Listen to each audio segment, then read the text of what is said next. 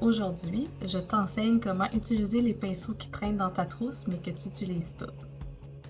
Je vais te montrer dans l'ordre quel pinceau j'utiliserai pour faire un look naturel.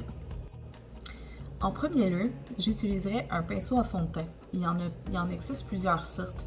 Un classique, une langue de chat, mais moi ma préférence c'est vraiment celui-là ici, qui est un kabuki avec un petit angle. Comme ça, on peut tapoter autant que faire des mouvements circulaires.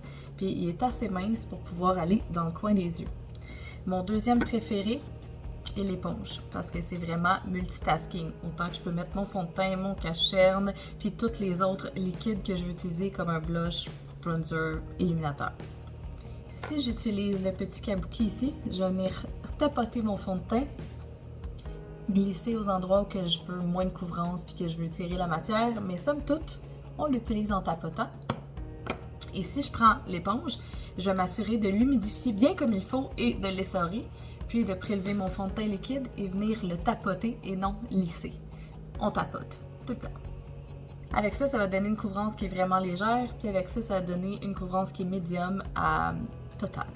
Ensuite, pour les produits qui servent à remettre de la couleur ou de la dimension dans le visage, on a le choix avec un blush, un bronzer, contouring, illuminateur. S'ils sont en crème, j'utiliserai le même pinceau ici, Kabuki en poils synthétique. Si jamais c'est des poudres que vous utilisez, je vais utiliser un pinceau à poils souple, quand même assez petit et dense. Comme ça permet d'être plus précise sur l'application de mon fard à joues, contour, illuminateur. En fait, pour ma préférence, pour le bronzer, je préfère ce genre de pinceau-là, mais un peu plus gros. Comme ça permet de diffuser le produit de façon plus léger.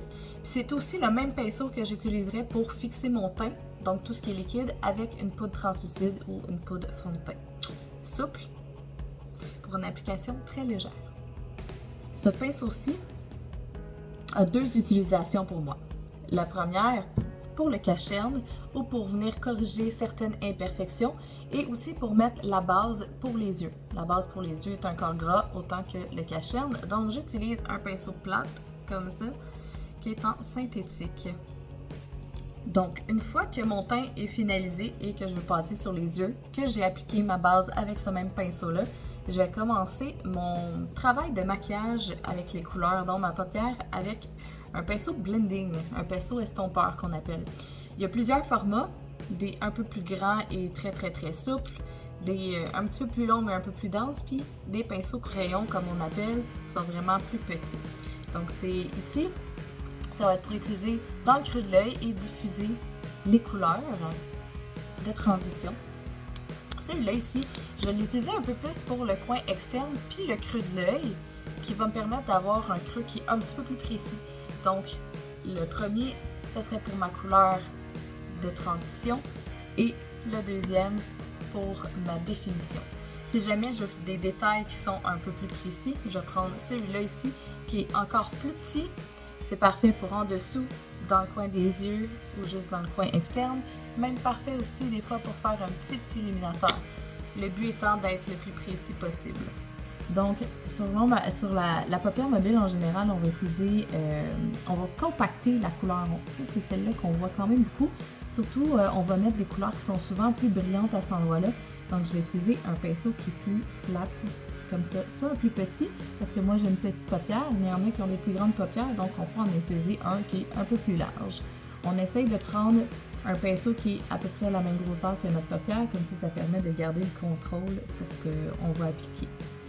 Et finalement, si tu te sens bien courageuse, tu peux utiliser un pinceau biseau comme ça qui est très très mince, qui est fait pour le eyeliner. Donc ça permet d'être bien précise, mais ça peut être aussi utilisé pour faire tes sourcils, comme on a besoin de précision si on veut faire un poil par poil.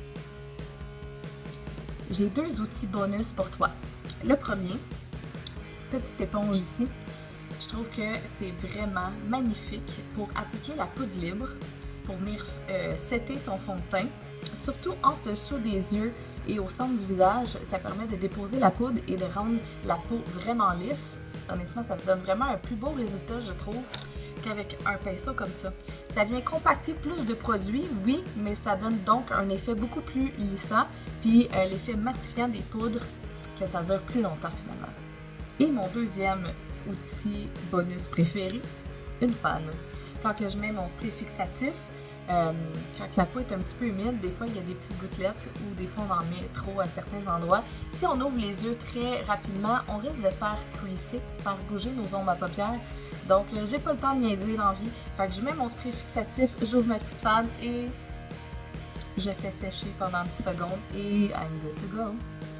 Finalement, toi, quel pinceau tu te passerais jamais? C'est quoi ton essentiel dans ta trousse? Je veux savoir. Écris-moi ça dans les commentaires. Ciao!